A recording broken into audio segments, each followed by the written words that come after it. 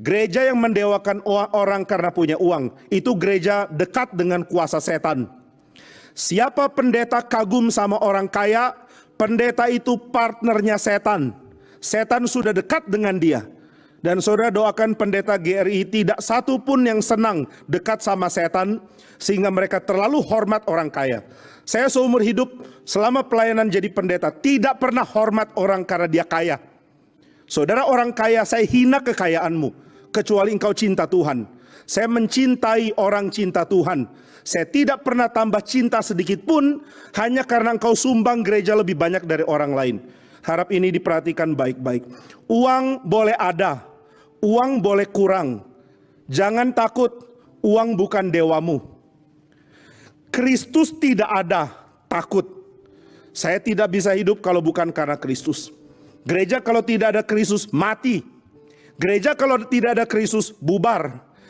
Kristus kalau tidak hadir dalam hidup saudara, mati. Saudara mati karena tidak ada Kristus. Bukan mati karena tidak ada uang. Bukan mati karena tidak ada sehat. Bahkan bukan mati karena tidak ada nafas. Lazarus tidak ada nafas, tapi dia punya Yesus. Yesus berseru, Lazarus keluar. Lazarus nggak bisa protes, nggak ada nafas kok. Dia mau bilang, saya nggak mau keluar, nggak bisa. Dia terpaksa punya nafas. Ya saya yakin dia nggak merasa terpaksa. Dia hidup dan dia dibangkitkan oleh Tuhan Yesus. Dan saudara, ini merupakan gambaran yang indah. Siapa punya Kristus, dia punya hidup. Siapa tidak punya Kristus, dia mati. Siapa punya Kristus, dia hidup dalam terang. Siapa tidak punya Kristus, dia hidup dalam kegelapan. Sudahkah engkau dan saya mengerti hal ini? Sudahkah gereja mengerti hal ini? Tanpa Kristus engkau mati. Maka saudara sekalian, gereja sangat sengsara tanpa Kristus. Gereja perlu Kristus. Dan selama saudara tidak mencintai Kristus, saudara mati.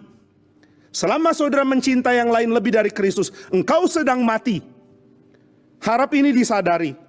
Maka saudara, ratapan bagi gereja harus diberikan karena gereja kurang kasih kepada Kristus, kurang menikmati kehadiran Kristus, tidak merasa Kristus perlu.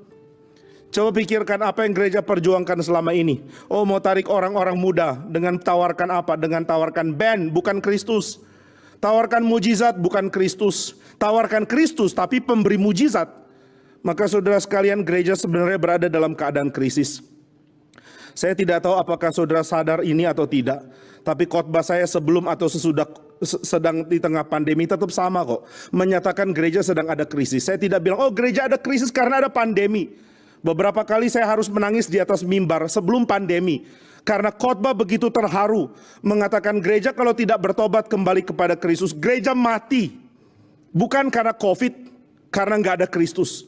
Dan khotbahnya nggak berubah meskipun sekarang. Maka saudara sekalian, mari kita sadari hal ini. Yesus memberikan janji yang besar sekali. Aku tidak mungkin meninggalkan engkau, karena engkau akan mati tanpa aku. Dan gereja akan mengatakan, Tuhan kami tidak bisa hidup tanpa engkau. Kami mati tanpa engkau. Dan Yesus mengatakan, aku akan mengirimkan penghibur yang lain. Yang sama dengan aku, Allos Parakletos. Aku akan mengirimkan dia, yaitu roh penghibur. Dialah yang akan menggantikan kehadiranku.